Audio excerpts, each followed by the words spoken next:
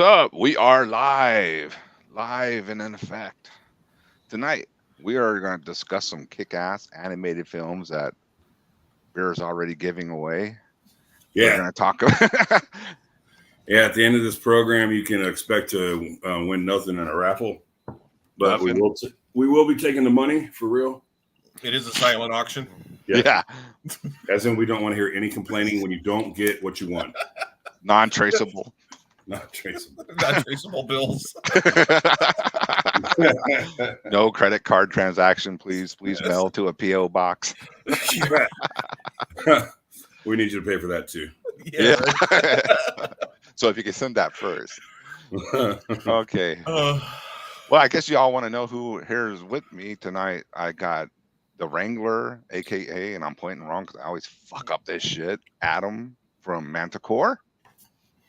And below me, Conan the Barbarian, aka Vladimir, aka the singer of Hod, Ranted Bat. Are you jamming anybody else, Beer? Shit, I don't even know anymore. No.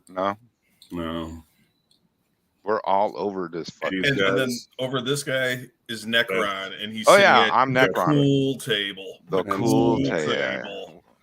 Not the uncool table. No, he gets cheese on his burgers. So I didn't it'd be less funny if I didn't actually get asked that question at work. What's that? I missed burgers that. Have cheese on it? Oh, I got asked if our cauliflower wings were boneless. Yeah, the husband didn't let that one go after that shit either. But anyhow, let's get on to the topic. Only when they don't fly. What? Why did they just fly to Mordor? All right. So on the first movie we're going to talk about, I just go heavy metal. Fuck it.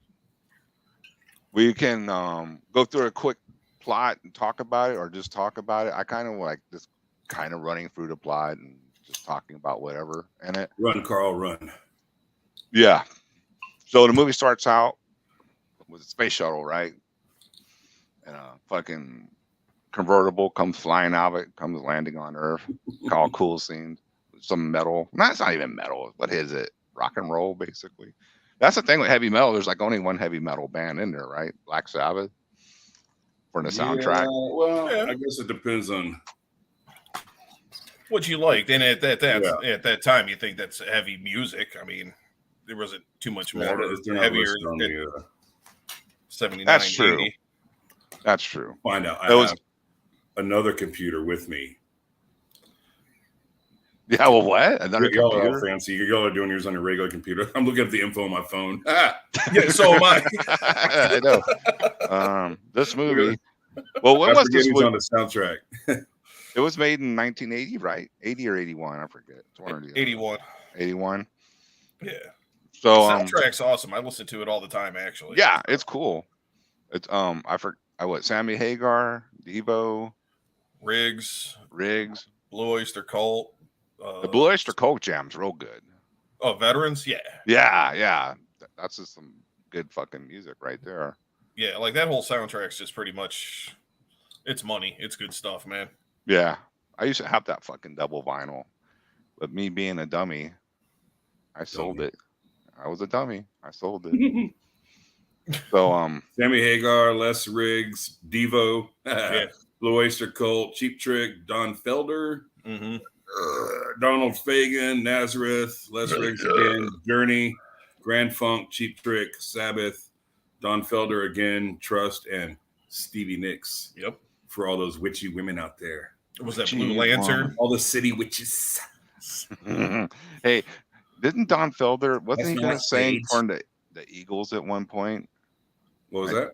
I think Don Felder was supposed to sing for the Eagles at one point. Yeah. And I think Don Henley came in and like kind of just stole the job from him. I'm just making dumb jokes in my head about not getting into the Eagles, but yeah, I'm not in the Eagles either. Fly. Dumb sidetracking, going off course, gonna crash. Oh, he was actually the lead guitarist. What's that? He was the lead guitarist actually. For who? Oh, really? From 74 until 2001. damn it, Yvonne, you were wrong. I don't blame her. She told me that. That's my wife. Y'all don't know. Does she have agency? Yeah. So basically, the guy lands, shows up at his house, brings the little green orb back to his daughter. Brings his little green orb back to his daughter, and what happens? It kind of just turns on, right? Basically, activates and tells him stories. Well, melts the dad. Yeah, melts the dad. Yeah, melts the dad. Backs the girl up against the wall. She's all horrified. Yeah, and he's like, "Well, before I guess I melt you, I gotta tell you all these stories." Like every other villain, before you die, you need to know why. Yeah, I'm just gonna be a dick and tell you why. And it's not going to be a sentence. You have 2 hours. Yeah, you're gonna have to sit through this horrifying. You have 2 hours left to live. I'm a little green ball. Fuck you up. Yeah. So the first story is the cabbie story. Harry Canyon. Yeah. Right? Yeah, wasn't it Harry Canyon? Yeah. I'm Harry Canyon. Kind of like a future, well, I can't even say future, it is the futuristic, but it's like they never cleaned up New York City type of New York City. They never cleaned it up. Well, Bear's gonna say they never cleaned it up. It's never been cleaned. If they hadn't think about it, it's almost like the Fifth Element, the prequel to the Fifth Element. Yeah, they fucking built that city dirty, man. if they hadn't, the dirt's over there. Yeah. If they haven't put neon signs on the old buildings, right, and the fancy signs. Yeah. So anyway, he has a cool cab, and then remember that guy was going to try to rob him. But he has that little switch by his foot. He flips it and presses the button, and it vaporizes who's over in the back seat. That comes into play. If I could get one of those. Oh man, that'd be awesome. Hey, you need a ride? Yeah, right. What'd they do? Who? So what happens next? Freaking they find the Lochnar, that little green ball, and so they put it in like a museum or something like that, and they were trying to jack it, and some chick, her dad's the one that found the Lochnar and all that shit. So she's trying to steal it, and pretty much she's trying to double cross the cabbie guy, who's trying to double cross some other motherfuckers that are trying to get a hand of it. Yeah, because apparently some people know it's something way more than just some. Well, I don't think he's trying to double cross as much as get away from them. Canyon, yeah, but the cops are looking for the girl. Yeah. Well, doesn't it, like she hops in the cab, right? And doesn't he try to take her to the police department? And he does. Yeah, and then he tips the cop $1 because they didn't want to do anything. Yeah, and he takes her home. He's like, "You can stay here," and she's like, "Oh, I need sex." And the journey comes on. The soundtrack. The journey begins. Yep.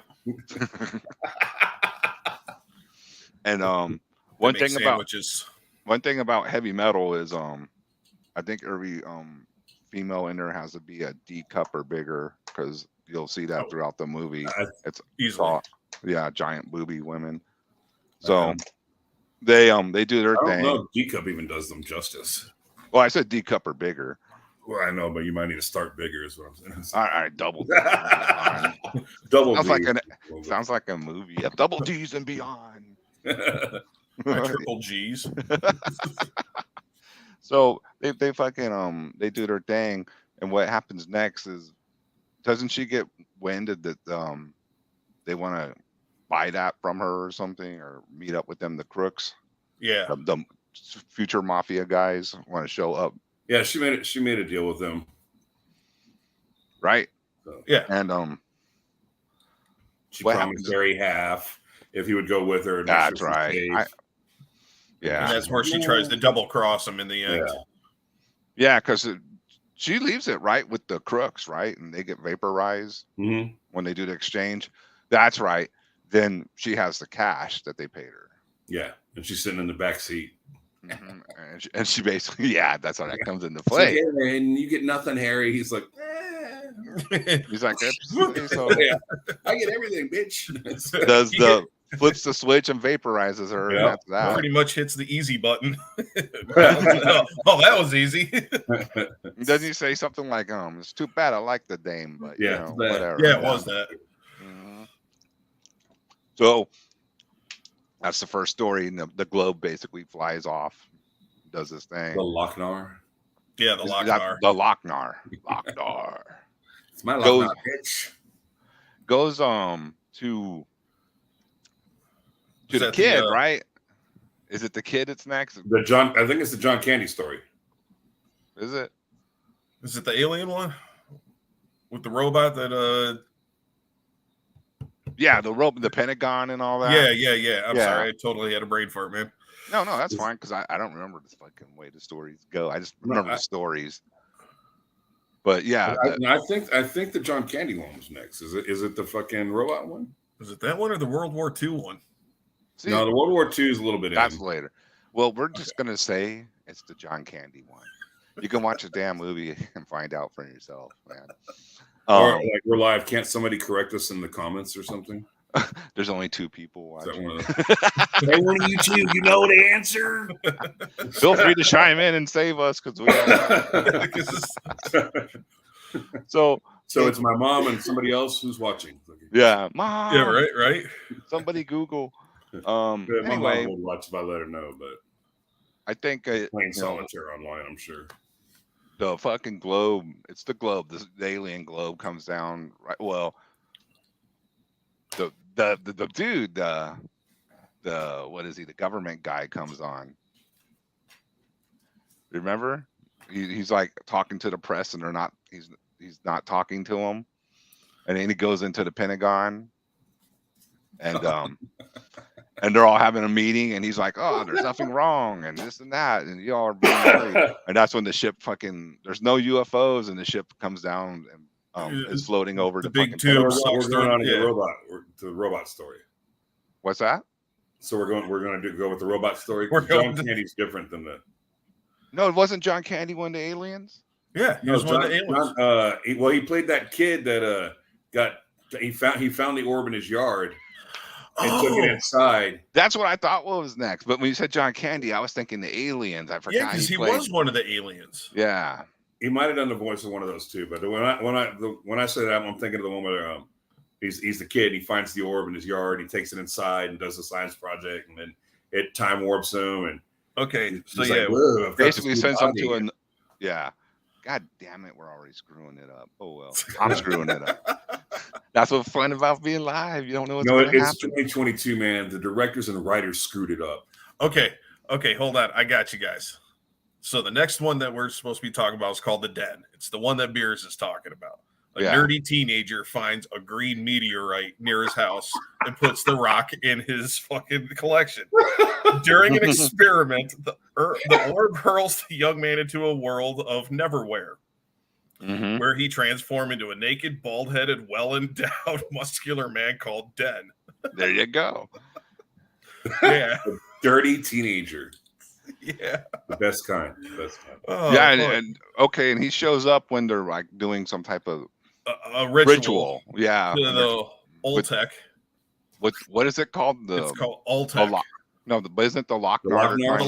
The Lochnar is the little green ball. Yeah, and they're trying to activate it again. Bro, right? you've had 40 years to learn this.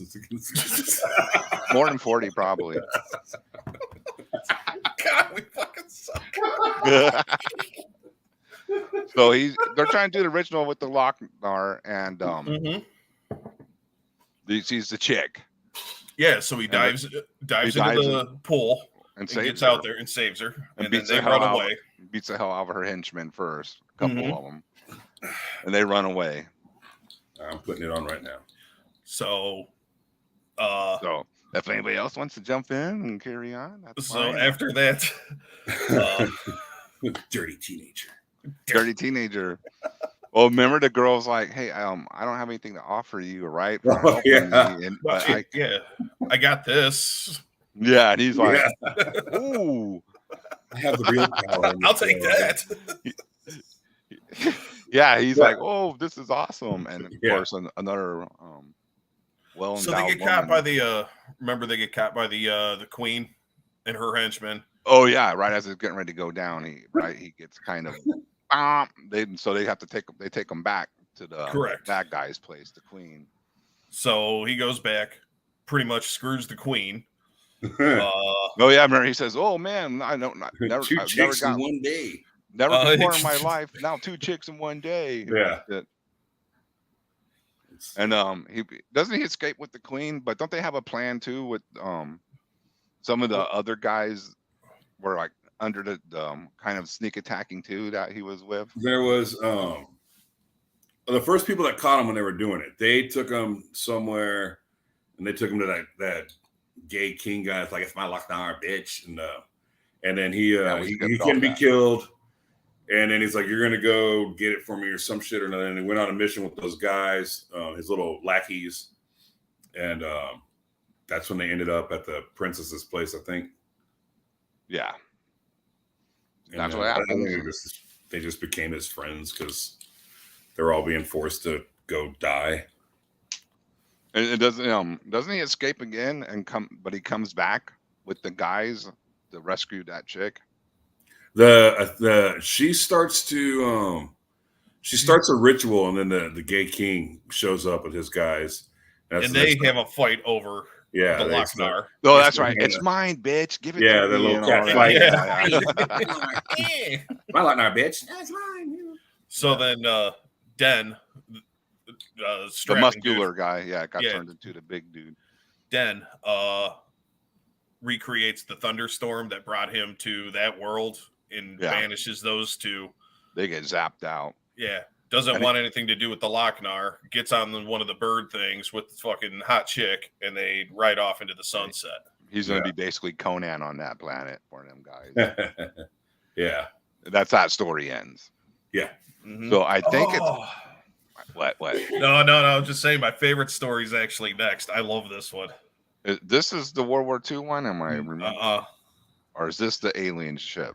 Stern. Captain Stern. Oh! Yeah. God damn. Well, that was my sentiments exactly how I was getting ready to say. So, yeah, apparently this one is like he's like some high-ranking guy. It's like in a futuristic society, like on a space station or something like that. He's like a commander of. He's like a space police. He's like Judge Dredd, but they don't like it. So he's just come up on all these charges of all these different intergalactic crimes, and he's just a shithead. Yeah. He's actually brought up. We don't know. On 12 counts of murder. We can't really. So Lincoln F. Stern is on trial for numerous serious charges presented by the prosecutor, consisting of 12 counts of murder in the first degree, 14 counts of armed theft of Federation property, 22 counts of piracy in high space, 18 counts of fraud, 37 counts of rape, and 1 moving violation. That's the one that gets you. Yeah, 1 moving violation after all that. So basically, what's the guy, the janitor, right, is going to supposedly... it's hand over fist. Yeah, hand over fist. Hand over fist. He's basically supposed to be bribing him to correct and like lie for him, basically saying he was like, I guess, to be an alibi for him or something. But he has he's wearing the Lochnar, right, as a ring. Yeah, he's playing with the Lochnar. He finds it, and he's playing with it on the bench. Yeah, because the Lochnar, I guess, has the ability to be bigger or smaller or whatever. So at this point, it's like a little marble or something. Yeah, he thinks it's a marble, so he's playing with it, and it's making him blurt out the truth and like all this other stuff. So he starts like going ape shit about Stern, about how he's actually like a big piece of shit. He's on the stand at this point. And then pretty much just turns into the Incredible Hulk and destroys half the shit. Yeah, because he's like, yeah, he didn't do it if he wasn't a lying piece of shit and all this type of stuff. And he's just getting bigger and bigger. Playground and crushing everything. Oh, yeah, right. It's just like, plan right here. Yeah, I love the end of it where he's like, I didn't want to have to do this. And he's all, the handover's all scared. He pulls out all the money, gives it to him. And he's like, oh, okay. Yeah, and he shrinks back. By the way, and he hits the fucking thing and sucks him through the air chute. But basically, but before all this, like he was like chasing him through the space station. Oh yeah, just like tearing apart shit like the Hulk. He was running. I've got an angle. Yeah, that's what he said. Angle? What angle? What the fuck are you talking about? His lawyer's like, You're going down. Calm down, Charlie. I got an angle. You know, I'm watching it. They got it. Fucking lawyer looks like the old derogatory fucking Jew comics that they made. It's horrible. It's great. Oh yeah, well, I mean, these are 1981 stereotypes. I don't care, man. Before sensitivity took over. Yeah, you could actually, you know, have like masculine men and sexy women and not be mad about it. You can watch Blazing Saddles and laugh. I do it anyway. Yeah, I love that movie. It's out of control, but it's great. I love it. Well, you know, it's written by a Jew and a black man. It was to combat racism in the first place. So. Yeah, I know. That was the whole point of it. Make fun of it, yeah. Anyway, so, okay. So that story ends with him getting paid, and doesn't he get sucked out of the ship though? So Hanover still has the Lochnar, right? And yeah, Stern hits a switch which sucks him through like a garbage chute or some shit like that. So what it is that scene actually ends with just Hanover's hand holding the Lochnar like this, flaming back towards Earth. You know what I'm saying? Like comic re-entry. And then that's when it goes into the World War II one. Yeah. That one's, I think the World War II one is, like, to me, the one with the best animation. Yeah. Best story. Yeah, really, I like really that one. Good. That was definitely the horror portion of the movie. Yeah, but it was well done. It was no, it was great. It was great. Yeah. It's just a lot of I've randomly kept up with the heavy metal magazines throughout the years, and their horror stuff was always great, but there's a lot more of the sci-fi stuff that they have in there. Mm-hmm. Yeah. Than the horror. So it was good to see them animate one of the horror ones. So this one basically it's they're on a World War II bomber. Mm-hmm. and they're in the middle of combat. Yeah. And basically the guys get killed by a lot of the explosions and stuff going on around them, right? And yeah. So the captain sends one of the guys out to go check on, see what the hell happened, what's going on. And as he's walking through the plane, all these guys are just dead and wasted and blown apart and bloody and everything. But here comes the Lochnar, right?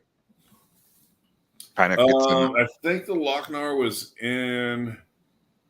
I'm actually on that scene right now.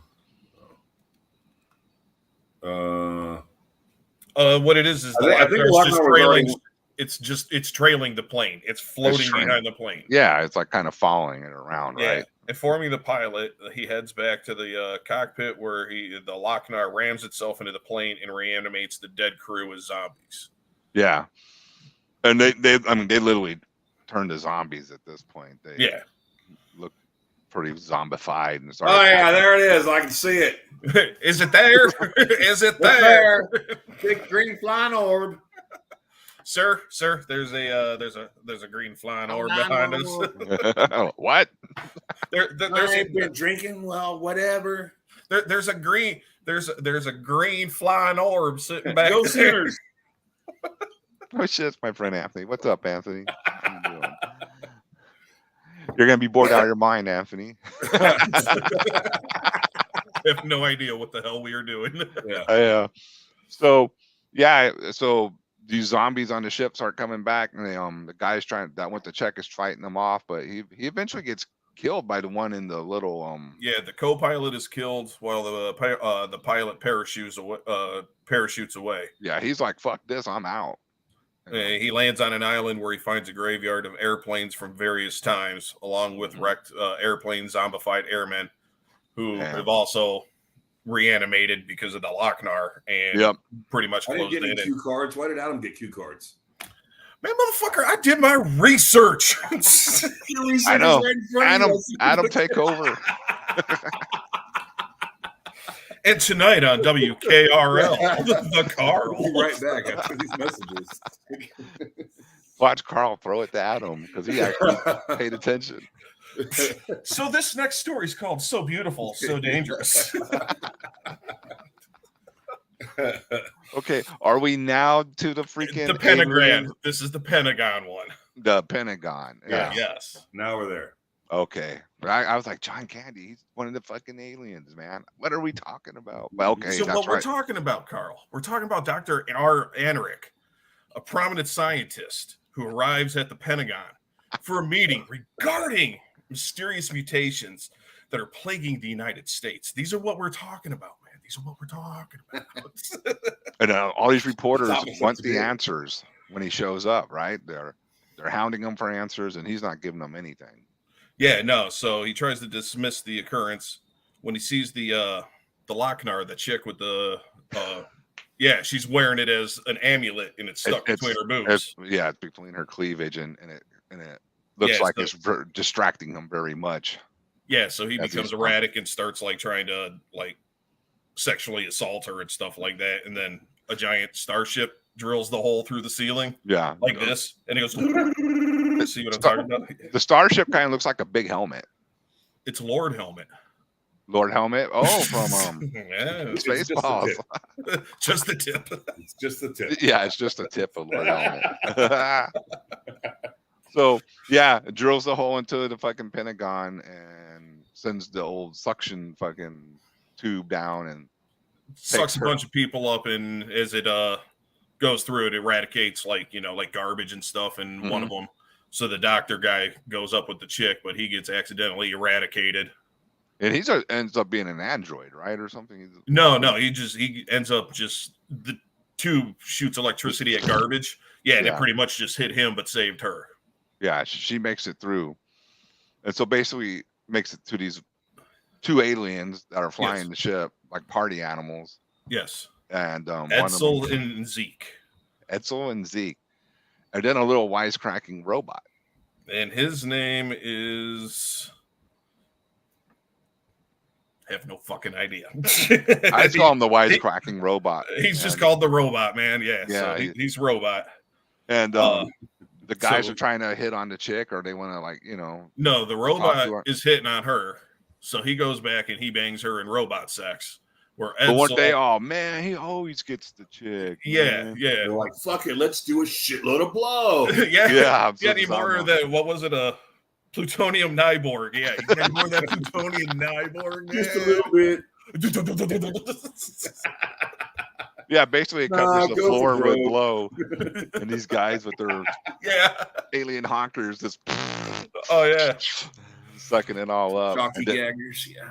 So that one ended up coming up to an end when those guys were just so wasted they ended up crashing their ship into a planet, space station. Okay.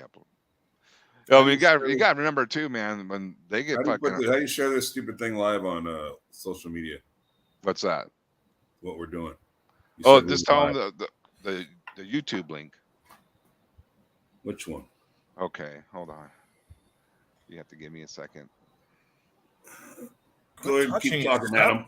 Stop touching it.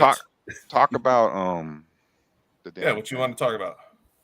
Go into the next story. Robot sex. Tarna. Oh, let's see. Oh, okay, that's the one that leads into Heavy Metal 2000. So this one, honestly, if you what's the name of the song? The Pact from Blue Oyster Cult on Fire of Unknown Origin. If you play that song and listen to this whole thing right here, play that whole story, it's that story in a song. Oh, there you go. Huh. Oh, really? Yeah. If you listen Veterans of a Psychic War, is that what it is? Or no, it's called The Pact. Okay. So if you listen to that and then watch just this cartoon off of Heavy Metal, it's the whole thing right there just as a fucking song. It's pretty cool. I don't know why this wasn't on the soundtrack. I mean, it was literally like the fucking song. Maybe it was too long.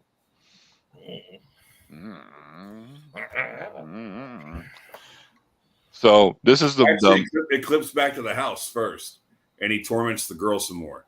But he kind of does that between each story, right? The Lochnar backs her into a different corner. Yeah, and then he starts to tell the Lorna story. Tarna. Yeah. Tarna. What's her name? Tarna. Tarna. Tarna. Taarna. Tarna. Okay. So this is the last story, though, right?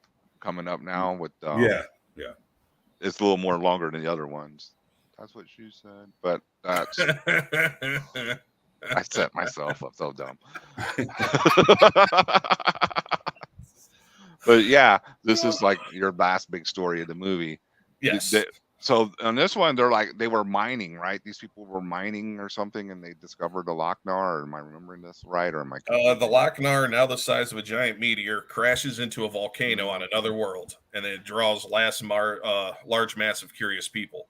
As they begin to climb the volcano, it erupts, and green slime covers the crowd, mutating them into an evil barbarian army.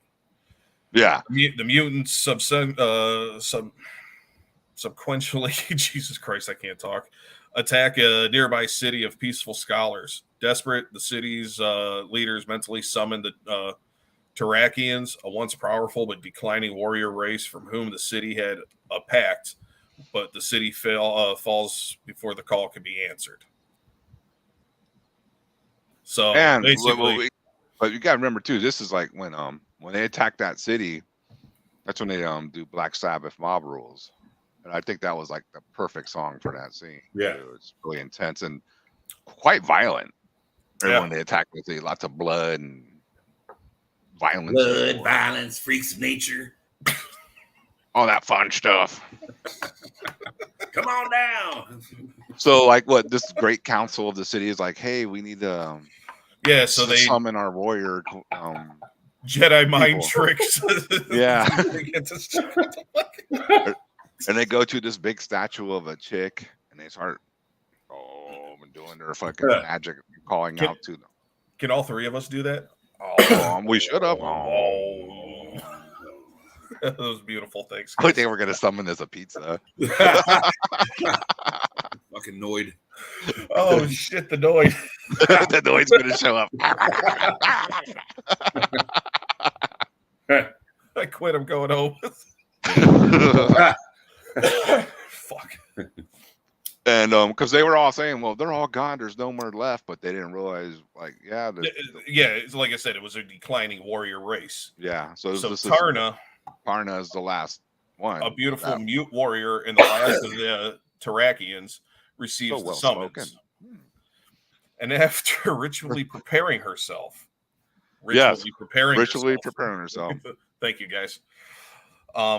She and her avian mount fly to the beleaguered city, only to find the citizens dead. Determined to avenge them, she begins following the trail of their murderers and encounters a small band of the mutant barbarians. After killing them, and with more information at hand, she travels towards the mutant camp where she and her mount are captured. So that's where they throw the net off the bridge. Birds go down. Yeah, and as you can see in the picture right here, she rides a little like giant bird creature. That's her. Yeah, that's her mount. It's like a hairless baby chick. Yeah, like a hairless baby duck like looking thing. And that thing can take a lot of abuse. But it's huge, you know. She's not just like it's not like a little clown car, you know. So they take her over to the bad guy's place and and they interrogate her basically. So Adam, continue. God damn it, hold on.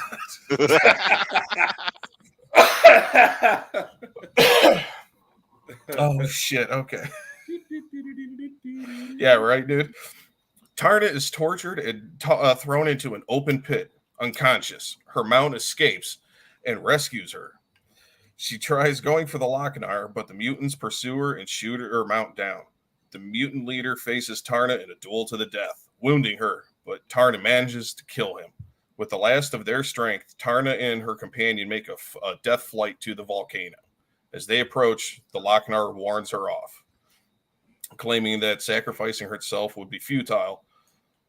Ignoring the Lochnar, Tarna unleashes the power imbued in her sword and dives into the volcano, destroying the Lochnar. Yep. It's gone. And we forgot to talk about her fight with it shows up in Red Sonja.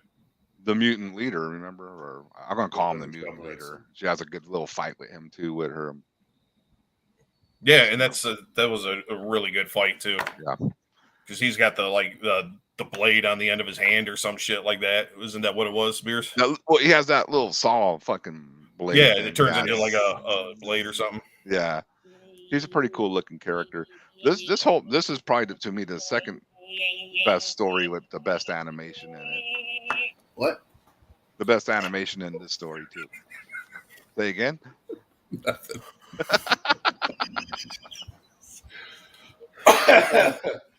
And here's the big twist. Come on, guys. The big twist. It cuts back to the house. Back to the As house. the final story ends, The final story ends. the Lochnar that was terrorizing the girl explodes.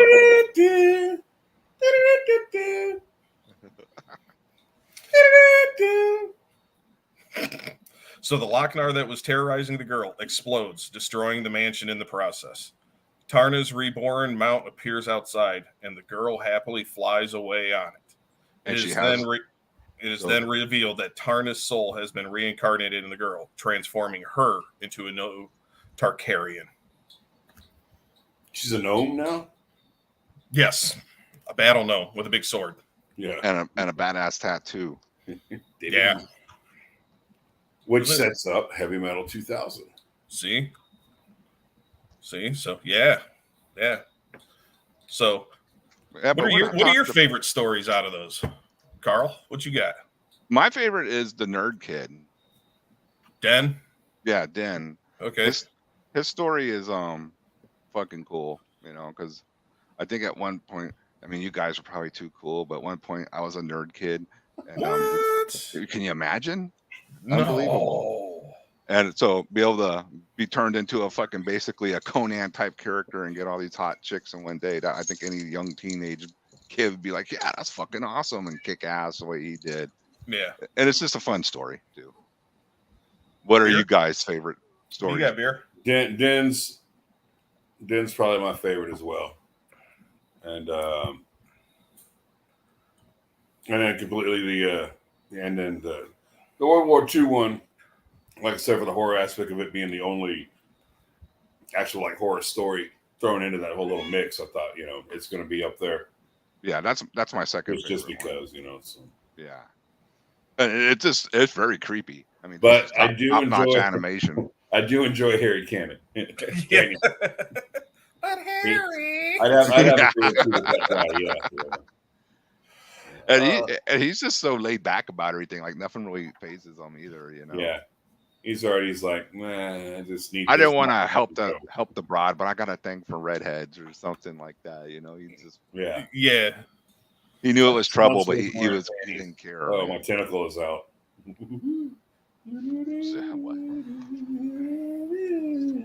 And that's heavy metal. I think you can find on the internet. You know how this stuff works. The next one we're going to talk about is Fire and Ice, 1983. That's a good one. I like that one. This one has that. Can you hear that? What's that? You got the same hologrammy. That hologrammy color, yeah. I don't know if you can see hologrammy thing. This was actually given to me by Jaime Gonzalez. Jaime? Oh wow, yep. Fucking cool. So that's a special thing then. Yeah, his nephew came in. He was at my work the other day. I didn't recognize him. He's like, "Yeah, I was like 5," and I'm like, "Well, I'm drinking now, so I don't know who you are." But I mean, I wasn't like that. But, anywho, Fire and Ice. Fire and Ice. That's there, right there. Ralph. How you say it? Baksky? Baksky. We'll just say Ralph. We're on a first name basis with him, all right? Yeah, we're good. We're cool. I ate dinner at his house last week. Really? Was it? Yeah, it was great. Yeah, awesome. They make that one. His wife make that one dish. Oh yeah, that one thing that I always ate all the time. Yeah. Good stuff. Oh yeah, you've had it a couple times, right? Yeah. Oh yeah. As you can see, first name basis. He worked with Frank Frazetta on the designs with this movie. He did. And I love this film. This is probably like one of my top animated movies that I. Frank Frazetta was actually on set a lot because he wanted them to. He actually directed the movie. And Frank directed it on set. Yeah, I don't even. Damn. He was okay. My fault. Produced. He was making. He's making the actors the models for the stuff. They went through a lot of he was very strict in Filmed with live actors and actresses in black and white and rotoscoped, with animation cells placed over every frame of the cast members to create animation that's more fluid and realistic than standard animation. Yeah. Yeah, that thing. I told you, I did some research for these because I was like, hell yeah, why not? Oh, yeah, I'm glad someone did. Research a little higher up, and then it won't look like... What is this? What are you doing? Protesting. Put those down. I've got a sign. I don't know. So basically, in this movie, in a nutshell, he was very meticulous about the poses and stuff that they did. Is what I'm trying. Yeah, I heard he kind of like drove him a little crazy. Oh yeah. According to director Ralph Bakshi's commentary on the DVD, the animators found working for producer Frank Frazetta. How did?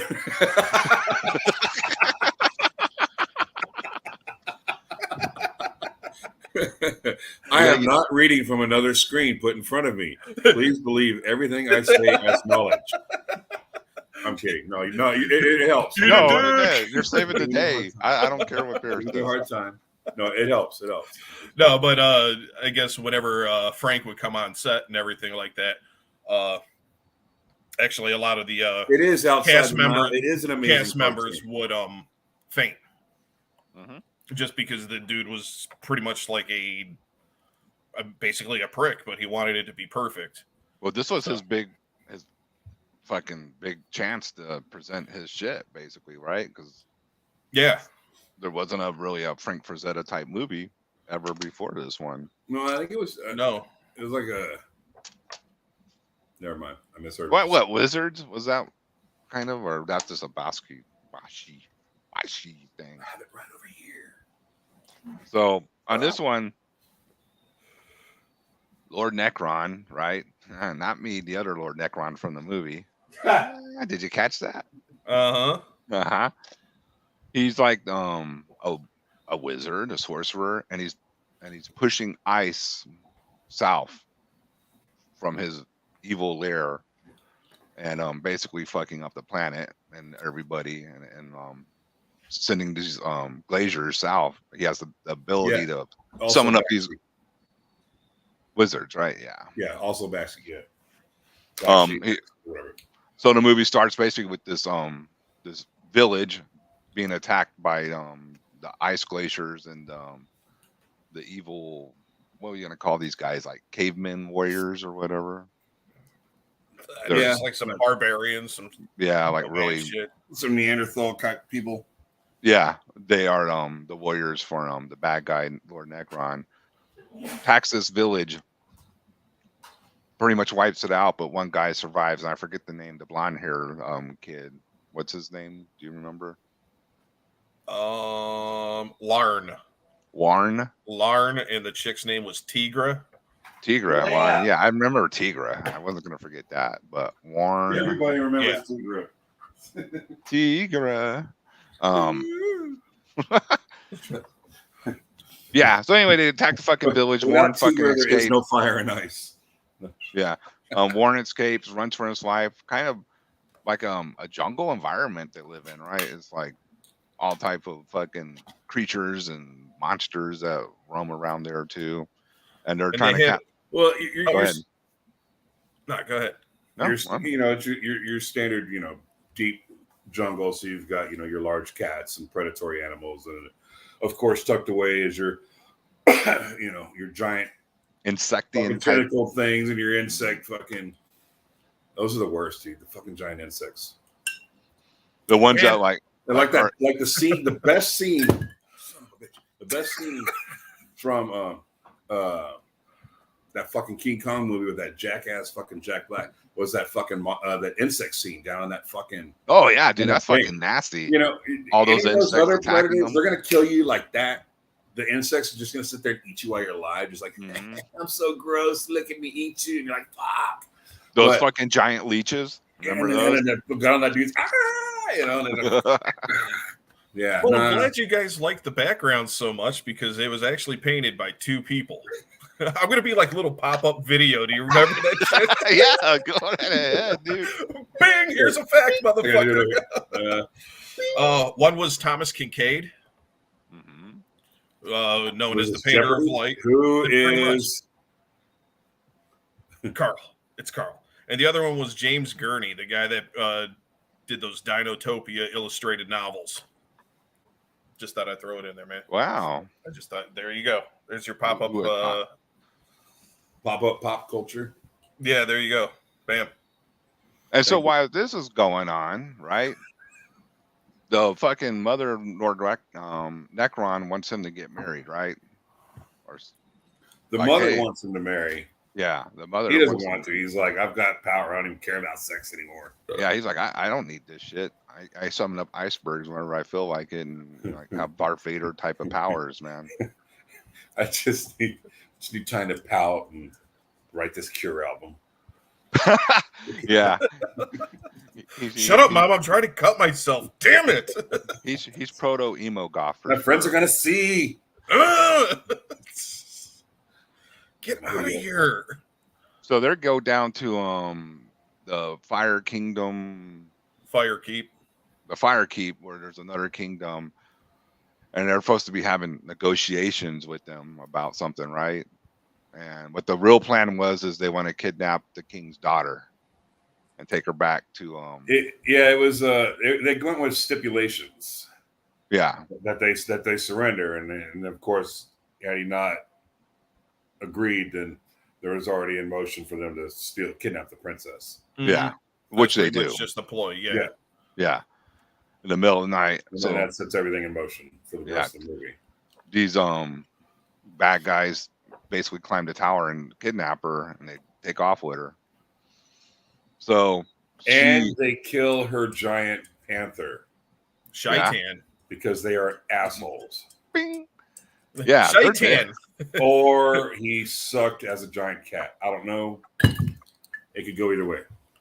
Could be too. Shaitan is Arabic for Satan. Yeah. Oh. Arabic, huh? God damn it, Adam. He's also the singer for Impiety, right? Correct. Yeah. Many things. Yeah, see? We got a couple facts for you all you didn't know. Well, he sucks as a cat. He's a great bass player and singer, but he sucks as a fucking cat. Yeah, don't be a cat no more. You didn't do a good job defending her. Sorry, Shaitan. You're a much better musician than you are a cat, large cat. Yeah. Yes. So, is it after this scene? I forget who they show next. Isn't it the blonde kid he's still being chased by some of these guys, right, throughout the jungle? Yeah, it's pretty much an ongoing chase with this dude. Yeah, they're still trying to get him and hunt him down. And so he's running, and they've already kidnapped what's her name, Tigra. And so they're taking her back to Necron, pretty much, or whatnot. Yeah, back to you. Yep. And she escapes. Remember that's a constant theme in this movie. She just keeps escaping from these guys left and right. And so after all that, she teases them in the water. Mm-hmm. She gets them all hot and bothered, and then swims off because she dived under, and then she comes up with a dramatic scene looking all hot. Now, I'm not gonna lie. The first time I watched that, me too, which was a couple weeks ago, I paused it and I had to fap one out. I was just like, "That's hot." And then I was like, "Okay, yeah." And then I was like, "I'm good." Anybody that denies that is a liar. Yep. Yeah. Yeah. Well, I was a 13-year-old kid when I saw it. Oh, you know what I was doing that night when I got home? We were all 13-year-old boys. Carl, what are you doing? Sorry, Mom. Tigra, Mom, Tigra. Jesus, anybody knock? Woo, Tigra. So anyway, yeah, she gets away. She gets away. I'm not going to go into all the details of what the fuck happened, but she runs into what's his name, right? So, she swims away. She comes across the river or the lake or whatever it was, and then the guys figure it out, and they chase her, and she's running. This is where she hides in the log. Yeah, she hides. Yeah. And that's where they try to track her, and the one dude sticks his hand in the log, and it was that fucking gigantic. It was that little tiny version of that bug from Flash Gordon. Yeah, dude, Flash Gordon, fucking yeah, huh? Yeah. Oh man, I didn't think about that. 9 degrees of Flash Gordon. That upside down, angry roly poly. Yeah. And is that where basically the giant fucking reptile comes through and wrecks them all? Is that the same scene? Yeah. Almost. That's where she meets up with Derp. I'm just going to start calling the dude Derp because I can't remember his name. Sounds like a blonde German name. Anyway. Yeah, Derp. This is Dip. Dirk. Hello, Dip. So those two end up fighting each other, and this is where they're in like those ruins. Mm-hmm. And they're playing around on the bridge, and they both fall into the water, like, oh, sex scene. And then that's where the giant big octopus thing. Yeah, fucking.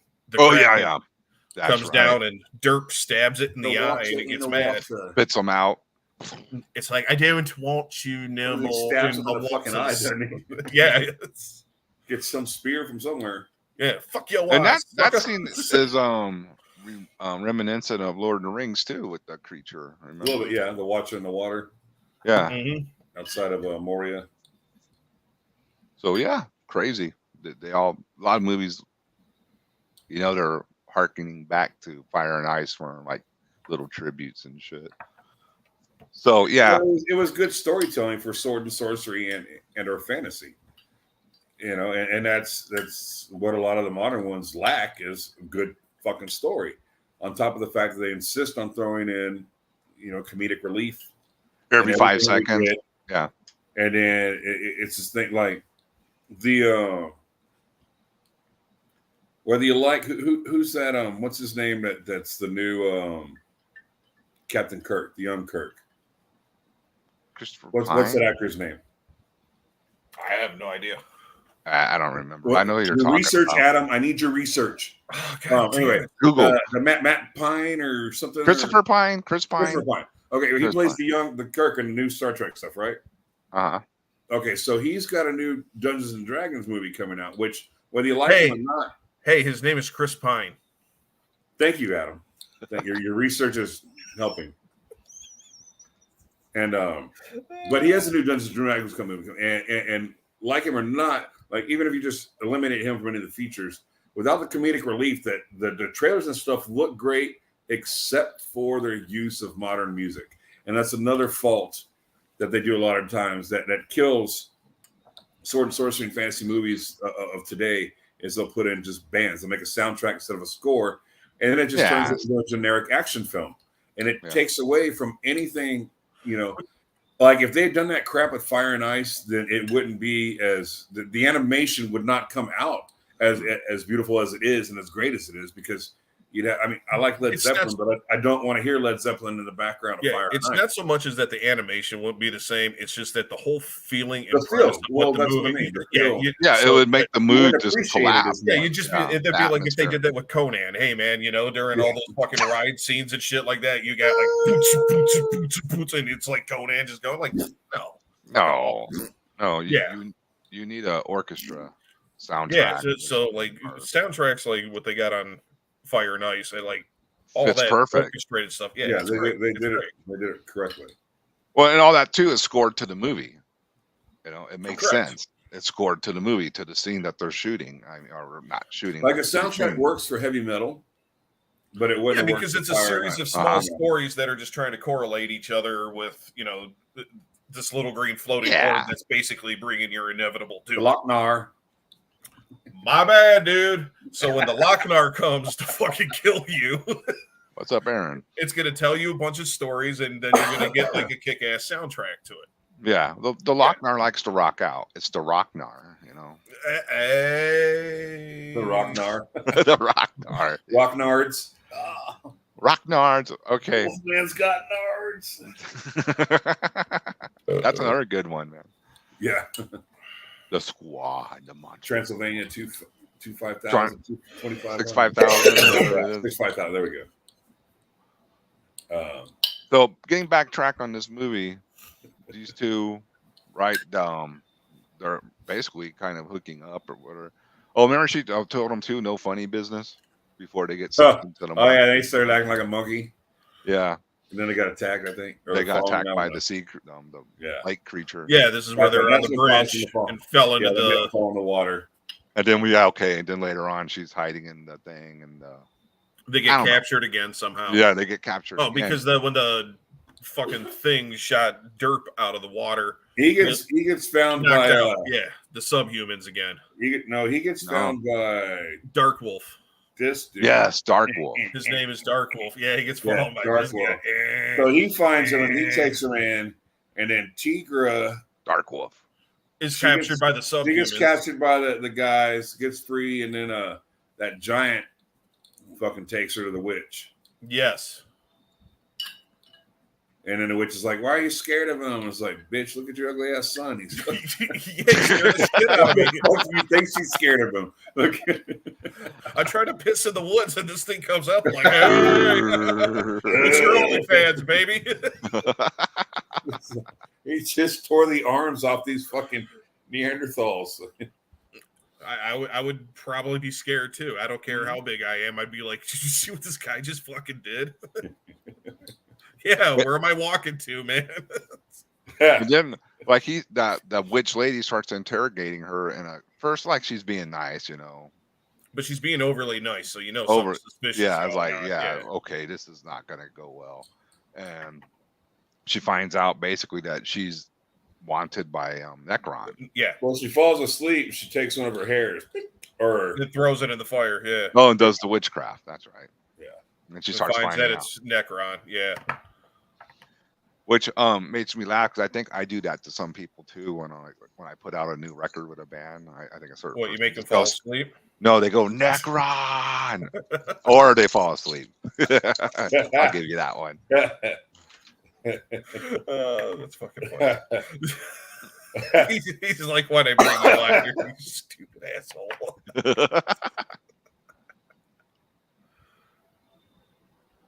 Okay, this guy says, "Sorry, guys, I have to get to the best channel people." Okay, well, go to the best channel people. That makes no sense. No, he has to go. Best channel, best people. Oh, okay. I thought I see. It's lack of commas and punctuation. Well, there's a exclamation point. So okay, well, every channel he watched, it's voice to text. Every channel he watched is the best channel. Just if you guys want to know that for future reference, doesn't even matter. Anyway, so they go. She finds out she's Necron, and she's like, "Well, maybe I can work this in my favor," basically, and says we can tell them we have her, right? I kind of remember that, right? And try to work out a deal for the girl. No, look, there's fucking. I think I figured out the internet. What? No way. I think so. I don't hear your modem dialing up. It's in the other room. I got a really long cord.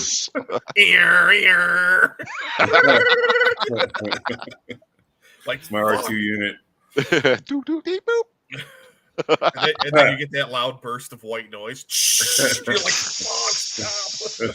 Nap time. You remember when you used to have modem and you load up MySpace, but you couldn't get into your account because you had to wait for like that movie ad that should be 30 seconds, but it took like 5 minutes to load?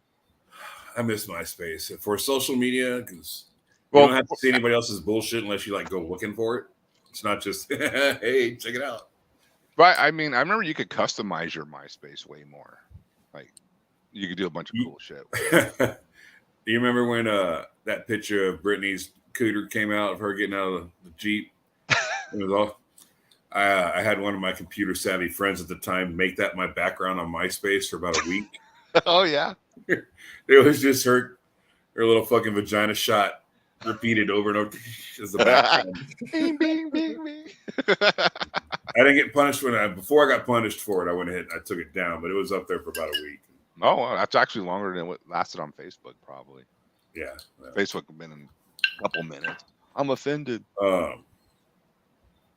would be too. Have you seen what that thing looks like? Looks like you punched a ham wallet. As long as the ham still tastes good. Why not make a sandwich? Bald Brittany was the best Brittany. I forget where we're at. We're in the movie. Yeah, the witch. Yeah. Okay, so and then she sends out what's his name as an emissary. She sends out her son, her giant dude, to Necron to say that, hey, I got chick. Let's negotiate some money, and then you could have her.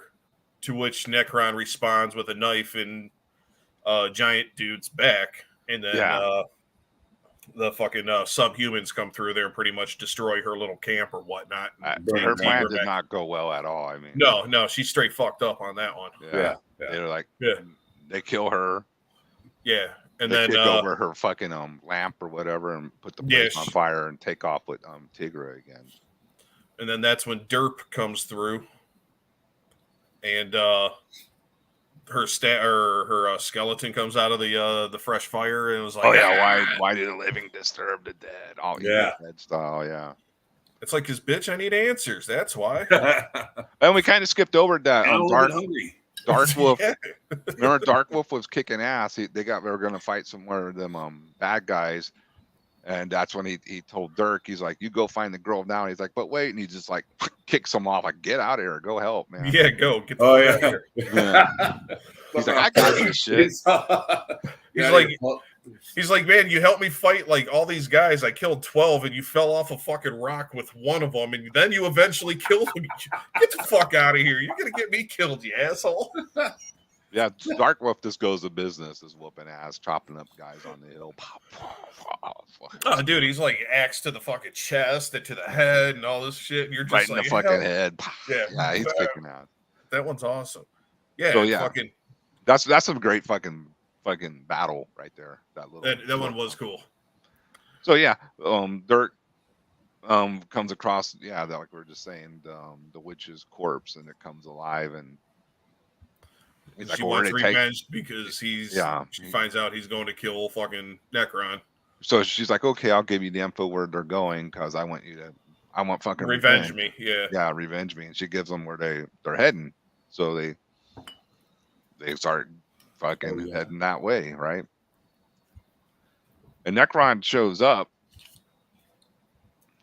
No, not Necron. Dirk fucking sneaks into the ice castle, basically, his ice fortress. At the same time, this one time the king sends out his son. I was laughing when I watched this earlier. Father, you know what'll happen to me if I walk into that land with a fucking flag ready to white a piece?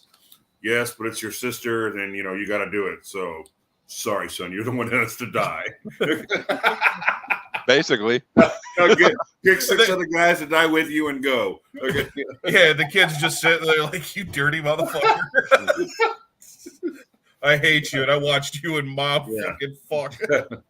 Tired of bailing you out. This portion of the story of Carl's broadcast is brought to you by Big Little Thing IPA. Oh, IP again. Nice. Or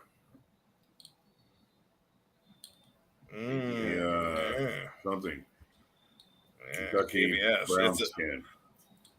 What? No, they don't have those down there. What? I'm just making. What about Ozarka? Yay. Yeah. And for those of you out on the coast of the waters, high seas, Jerry, do they know they're sponsoring us? They owe us money. They do now. Where's my royalties check? Where's my booty, yar? Where's my crates of liquor at my front door, please? Yeah. Then I need barrels and barrels of rum. I want it delivered in barrels. By winches.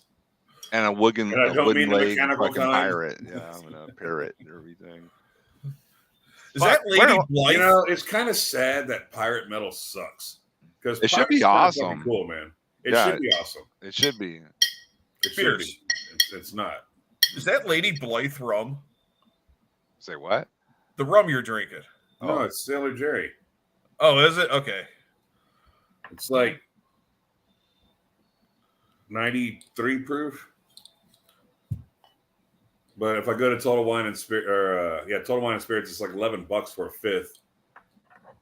Or this was 2 pints for $12 at the place I went. So What's it called?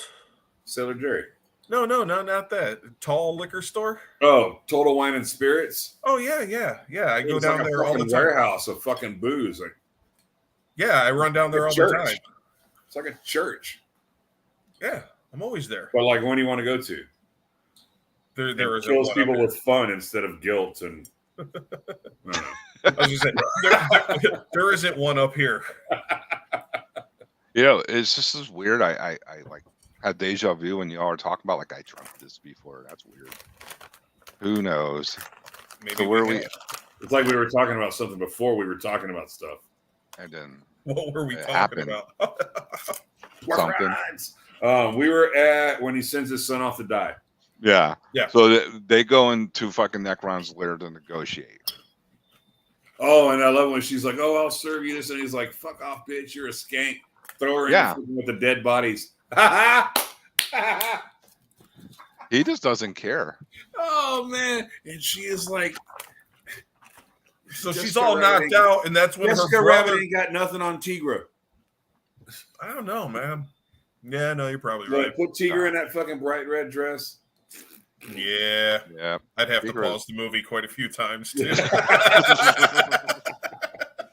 So, but yeah, he tosses her aside like fucking. Yeah, like she's nothing. Dirty bologna sandwich in jail. I don't care. I want to make ice fucking March 4th type. Yeah, he makes big ice dicks and pushes them forward. Yeah, he's like, why fuck with you when I can fuck everybody? Don't run down the hill and fuck one. Walk down and fuck them all. All right. Fucking hilarious. So is this is when Tigra's brother and Derp hook up?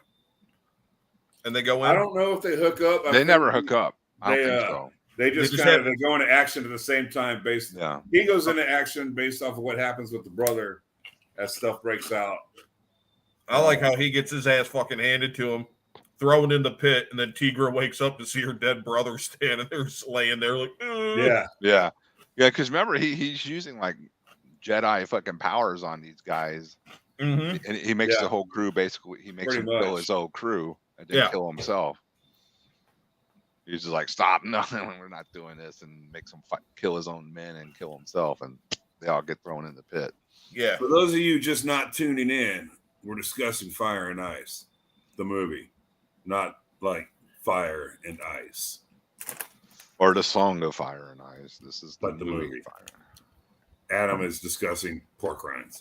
Oh, wait, you guys got Fire and Ice. Our next sponsor, pork rinds. All right, you guys try your pork rinds with do you guys got pico de gallo up there? You know what that is? Yeah. I make it, yeah. Try it with your pork rinds. Oh, I bet that's fucking awesome. It is awesome. I got mad at the guy that did it because I was like, now I can't just buy a bag of pork rinds. Now I got to buy pork rinds and pico de gallo or make it, you son of a bitch. I said it in Spanish, though, so it sounded cooler. Say it. No, I don't know Spanish. Yeah, you do. Because I live in San Antonio. No. Spanish is really easy. El pork rindos and el pico de gallo. I just said El yummio. Pendejo. El yummio. El yummio. My Spanish is 100% Cleveland. We're good. I'll take you to any ghetto over here and we're in. You'll make sure we get our right dinner, huh? Mm-hmm. Excellent. So, Dirt sees this as his opportunity to attack Necron. Remember, he shoots. It misses him with the arrow. Yeah, almost gets him, but not quite. Misses him. And so obviously that alerts Necron. Necron versus Vader. Dude, how do you think that would go down? I gotta go Vader. I mean, you think so? With or without the fucking lightsaber. What if it was just like straight up force versus force? Well, I mean, I've never seen Vader manifest fucking iceberg, glaciers. But you have seen him destroy everything that's fucking been hurled at him. Yeah.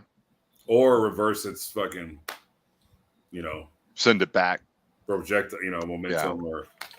So which would take more power to use up? Would it be like sending shit back, or is it making a giant ice penis? both. What if Vader kills him with one of his own giant ice penises? Yeah. What? And a reverse. He can definitely knock him down. Vader's his reflexes are trained to be. I think it might come down to that. It might come down to reflexes. Yeah.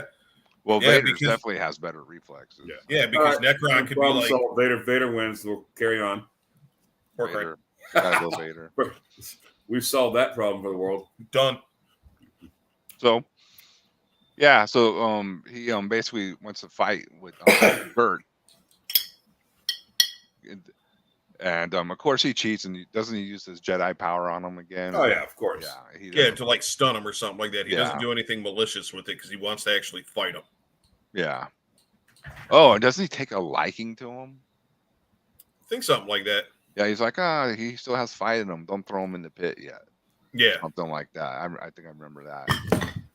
And this is where I kind of fucking don't remember, man. Shut up, Adam. I can't what happens here anywhere. Is this where Dark Wolf comes flying in with his buddies already? Because well,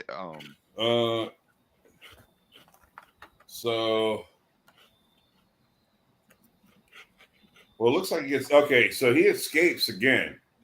Who, Necron? Dirk Diggler.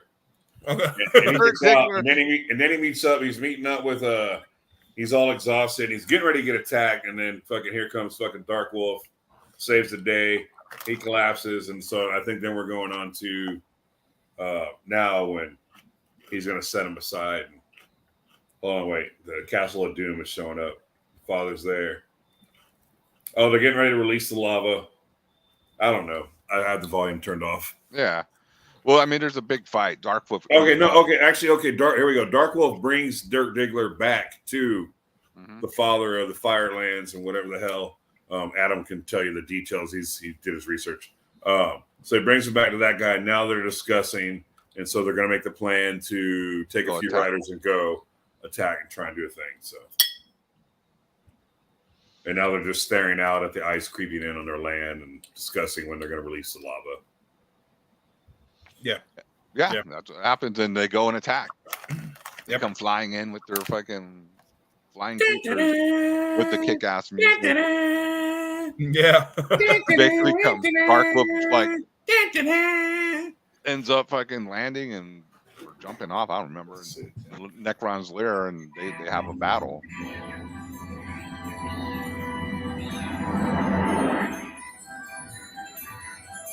I don't know what that. It sounds like a low computer. Oh no! Don't show it too long, but we'll get fried.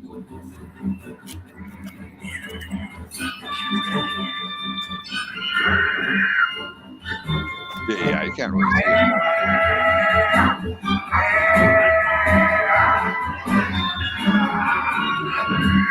Actions speak better than words.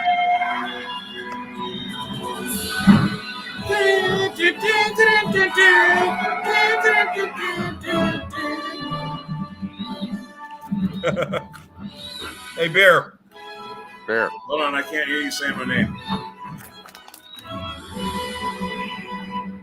All right, so that was that. See, much better than a soundtrack. He tries to pull the Jedi mind trick shit on Dark Wolf and make him not move, but he fights it. Yeah, he's too much. He's too Jedi for it. Yeah, he's just too Conan. He's like, nah, I'm gonna bust through this shit, and gets him with the axe in the gut, as I remember. Yeah. And pretty much once Necron dies, his whole fortress starts, like classic movies fashion, just starts falling apart. Like the Crystal Castle. It just melted. Well, it's gonna melt because remember they released the volcanoes on them too, all the bouncing in the south and start melting all the ice. And I think Necron's mom even gets killed too, right? Inside the wreckage of the shit. They show her screaming or some shit. Something like that. Yeah, they all die. All the bad guys die. Yeah. So it's all good. And Tigra and Dirt hook What up. if they were just misunderstood? I mean, obviously the ice people that lived underneath them loved them. Oh, they'll do anything for them. Yeah. Well, that's genocide of a complete race now. The ice people. Yeah. Thanks, fire guys. Thanks, Dicks. But you know what? Did you ever notice too? Is bleak and gray. Dark Wolf has like 2 said. total. Splattered blood red. Dark Wolf has like 10 million death dealer shots in this movie too. Remember, it kind of ends with him up in the hill, and he looks like Death Dealer. Yeah, Death Dealer. Yeah, And then the last fucking. There's at least one left. Where's the camera? One. Because he comes fucking crawling up through the water at the foot of fucking Tigra. Oh, that's right. Third Diggler, and she goes to fucking bash his fucking head in with a rock. Oh no, he goes to, and she's like, "No, let's start over." And he's like, "Whatever. You've got huge tits. You're half naked. You're really hot. Come on, let's go." Okay. And then the Neanderthal guy gets to live. But it's kind of uncool how they just walk away happily, and he's like, he was coming to them for help. Like, look, Carl, it was enough that I have to get his head bashed in. Okay. You can't do everything for the fucking guy, Well, he's gonna die anyway. He looked like he was on his. I give the homeless people $1. I can't fucking guide them on how to spend it. I'm not gonna get out of my car and waste my time. Look, here's how you need to spend that $1 I gave you. By the way, that's my $1. So, okay. I just give it to them, and then when they go on their merry way, I'm like, "Ha, bitch, it's counterfeit." Yeah, I put poo on there. Our next. Hold up the pork rinds again. Yeah, you got to sponsor something like that. Pork rinds, yum. The Spine of Night. If you've not seen this, this is new. It's like a year or two, but it is kind of like these past 2 movies we discussed put together. It's heavily, you can tell, animation in the middle, and but it was really good. If you want to take the lead on this one, because I only watched it once. All right, I couldn't break us down. I would need Adam's research to break down the stories, but what makes it some of the animation, although it does lack a little compared to the other 2, it gives you the feel of it allows the rawness to come out in the stories and the subject matter and the genre that it is. And I think that I've heard a couple complaints about it and stuff, but I think I'd rather watch this than a lot of the new that new He-Man fucking series. Oh God, this is way better than that. I'm not a fan of although I'm not I don't know, because I just found this fucking bugs me, but I found out that all animation done by a Japanese person is anime, so it's not just a certain style, because I don't consider Bakshi's Lord of the Rings as anime, but apparently it is. Is made by like an anime production company or something. So so I'm all. Anyhow, I'm off topic. So there's been some complaints about the animation, but I disagree, and it may just be and I hate to use. Could you repeat that, please, sir? Here in a minute. It may sound a little cliche, but the nostalgia of the animation leads me to remember of better cartoons. When they were based on stories, and the comedic cartoons were based on actual comedy, whether it be slapstick or whatever. But so it ties. It's like 3 or 4 different stories, kind of like heavy metal, told by a witch priestess woman that's running around naked with this little thing. What would you call her? Like a defender of knowledge, or something, or of power? Because it was voiced by Lucy Lawless. And so it breaks down, and then Spanish. So that's what she told me. So Lucy Lawless is the voice of the main character, and they tell different stories. Cardiac arrest, motherfucker. Oh shit. Miss you guys. So she's telling the stories to this guardian of this thing called the Bloom, or it's like a blue lotus or something. So that is the Lochnar of Spine of Night, is this bloom thing, which is like a blue lotus flower or something.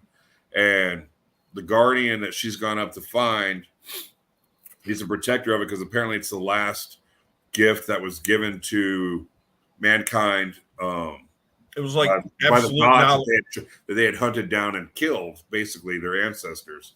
Yeah, and so he's protecting it to keep from the humans and mankind from getting it again. It's like basically what so she's raw knowledge and power. Look, yeah, she's like, the spores have gotten out and it's down in mankind already, and it's causing all these problems. So she's trying to tell him the stories about why he needs to let it be destroyed, I think, if I'm not mistaken. Mm-hmm. And then it goes, and it starts, one story, and then it breaks back to them and tells another story. That basically the beginning, what happens when you get it, the downfall of that, and then what the aftermath of what the whole thing was going to be. So the beginning was the scholar Galser coming down to that what was it, their jungle?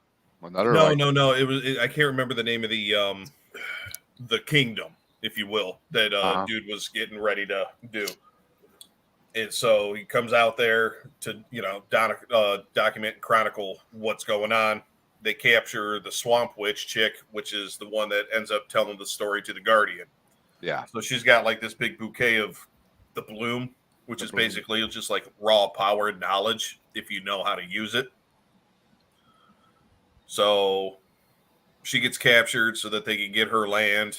He's there to like document all this stuff, and then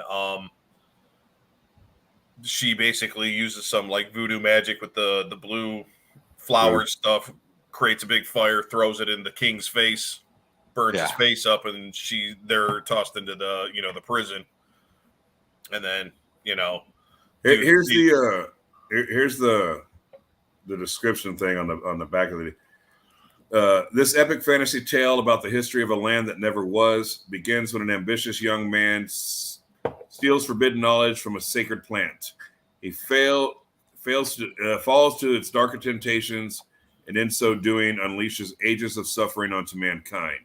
As his power grows over the years, it falls to people of different ilk and culture to attempt to stop him. Among those who stand against him are a daring tomb robbers, star-crossed lovers, a maniacal necromancer, winged assassins, and an undying guardian. So that's the three stories. Yeah. And if you like heavy metal and you like Fire and Ice, but you haven't seen The Spine of Night because it's a newer film, I think you would really enjoy it. It's really good. It gets pretty brutal, especially the violence is pretty brutal in it. Yeah, and you may not want to go there, but I got my copies at Walmart for like $10 or $12, and you can also get it on the dot line. But you can find it online real cheap anyway, somewhere else, I'm sure. And I think if you have Shudder, you get it. I ended up. Yeah, you can also if you want to own a physical copy, it's cheap to get a copy of, and it is also on Shudder, and you can rent it on YouTube, I think too. Yeah. There's ways to get it. But it's worth. I mean, if you're like Carl was saying, if you're a fan of any of these other two films that we discussed, or any of the old like 70s, 80s animations, then it's definitely one worth. It's going to be right up your alley. Yeah, I heard the kill scenes are brutal. Yeah, they really are. I was like, fuck, stab him again. Yeah, I'm really glad that you guys recommended this one and we got to talk about it. Bear. A lot of shit I find out about is through Bear. He's like my secret source to cool shit. Yeah, and he never calls me anymore. He's just like, oh, fuck that guy. Well, what happened with you and Norm? He's like, dude, don't. I can't. Whoa. Me and Norm had something, and it was good. And then he just ghosted me one day. Like, is that what? So, all right, so I'll have a talk with Norm. Yeah, if you could talk to Norm. He's been like, hey, man, I'm here, though, and he's not. Oh, dude, I mean. Gotcha. Norm! I'll take care of it. Thank you. Does Carl know Norm? I don't know. I know the Noid, but not Norm. Sometime you ought to find Norm for him and show him Norm. I'm like, what? He's friends with Tiger. Yeah. Oh, is he? Yeah. Oh shit. Well, awesome. he's a gnome. Oh, I thought you meant Tiger. I did mean Tiger. His name's I get what you're saying now. Good Lord. His name's David. David's a gnome. And Fire and Holy Ice. shit! Did you just David the Gnome there? I fucking David the gnome, motherfucker. You son of a bitch. You bastard. Fire and Ice you can watch on Tubi for free with a couple of commercials. And so. Tubi's actually pretty great, man. I don't mind it. So you got to watch like 3 commercials. It tells you how long they are. It's like, sweet, man. I got time to roll a blunt, drink a beer, and all this other whatever shit. you got to do. Yeah. After Fire and Ice, I was like, oh shit, Battle Beyond the Stars is on here. I'm watching that tomorrow.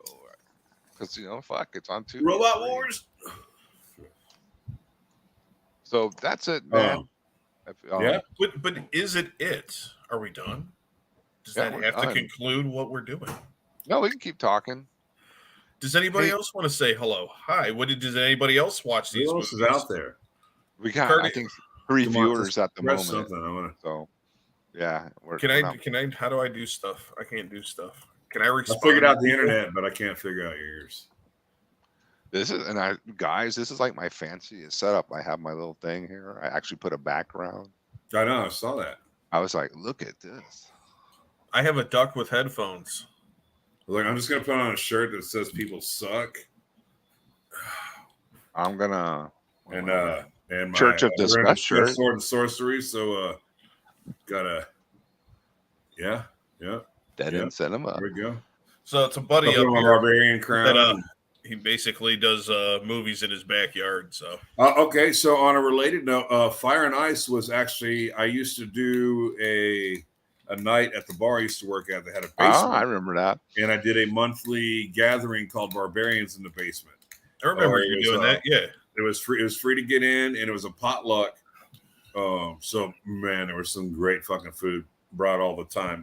Even when people brought stuff that they didn't make, it was still just a good stuff. Okay, and so what I would do was I would show one of the Dungeons and Dragons episodes from the cartoon first, followed by one of the animated Conan the Adventurer episodes. Carry on, I'll be right back. And then okay. Carl, I'm here. Hi. Necron has left the stream. Anyway, so I would show Conan the Adventure, and then I would do a feature-length barbarian flick. And the first one that I ever showed was actually Fire and Ice. Nice. So it was season 1, episode 1 of Dungeons and Dragons cartoon, season 1, episode 1, Conan the Adventurer animated, and Fire and Ice.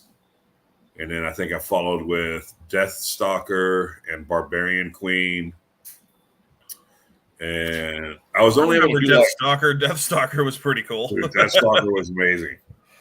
It was such a the pig-headed dude looking at the pig thing, looks at, breaks that fourth wall, looks at the crowd, just starts.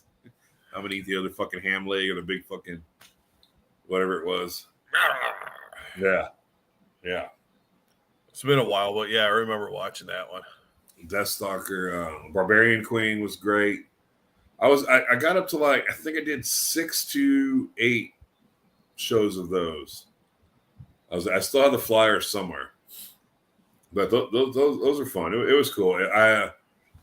I've considered doing it again if I could find the right spot, because people are like, hey, you should. And I wouldn't mind, because it was no fucking issue for me. I didn't have to do anything but bring a fucking DVD. So there's nothing wrong with that, but yeah, still stuff like that's pretty cool, man. You just get a gathering of a bunch of people that like the same shit, and it was kind of an idea I got from, I was up in Portland for the Lovecraft Film Festival one year, and I picked up a flyer at a bookstore or something we had stopped off at, and it was naked girls reading choose your own adventure books at a coffee shop.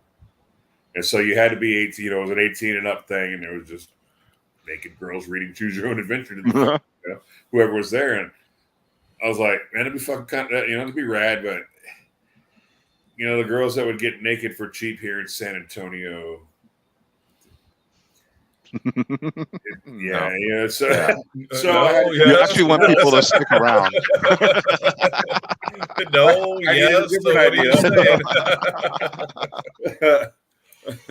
And that was, well, fuck, let's just do a fucking barbarian fucking event.